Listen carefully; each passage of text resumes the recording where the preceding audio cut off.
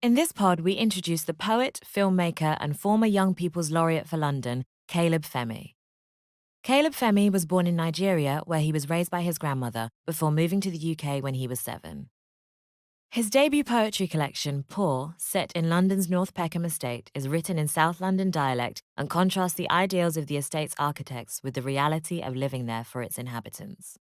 The estate has since been demolished, but it is notorious as the place where 10-year-old Damilola Taylor was killed in November 2000.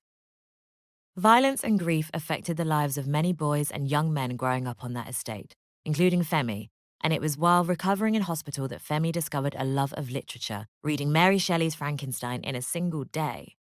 He has said that the novel transformed him, and after that, he read as much literature as he could get his hands on. Out of everything Femi read, it was poetry that really spoke to him. He says, "Growing up, I had an obsession with lyrics anyway, so it made sense. Reading T.S. Eliot for the first time blew me away."